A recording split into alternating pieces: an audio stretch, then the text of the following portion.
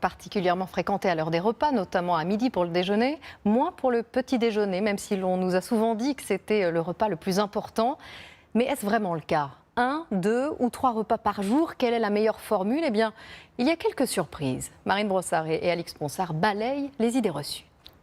Il est bon de déjeuner léger après avoir pris un solide petit déjeuner. C'est une musique bien ancrée.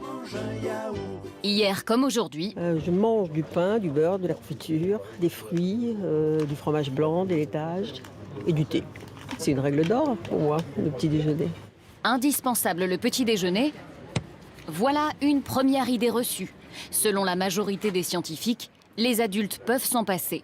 Le repas incontournable, en revanche, le voici, le déjeuner. Moi j'ai hyper faim au déjeuner. Quand tu travailles, ça te redonne de l'énergie pour l'après-midi. Voilà une règle cruciale, manger quand on a faim. Et d'ailleurs, doit-on vraiment manger 3 fois par jour? Là encore, vous êtes convaincus. Oui, je crois que c'est important. C'est pas bon de sauter un repas, ça on le sait. Ne pas sauter de repas serait meilleur pour la santé? Ce n'est pas ce que disent de plus en plus de médecins. Aujourd'hui en France, on ne meurt pas de faim, on meurt d'excès.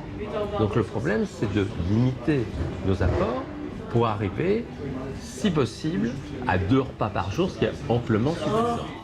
Il y a bien une règle que l'on connaît tous. Le grignotage, c'est pas bon, mais quand j'ai des creux, moi, je grignote. Le grignotage est en effet fortement déconseillé. Mais savez-vous pourquoi? Cette nutritionniste nous explique. Quand quelqu'un grignote tout le temps, ça veut dire que l'insuline, elle est sécrétée en permanence.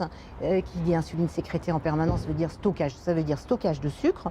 Et donc là, ça peut être favorable à une prise de poids. Voilà pourquoi certains nutritionnistes recommandent de ne pas manger pendant 14 heures, entre le dîner et le déjeuner par exemple, pour permettre à l'organisme de faire une pause. C'est un sujet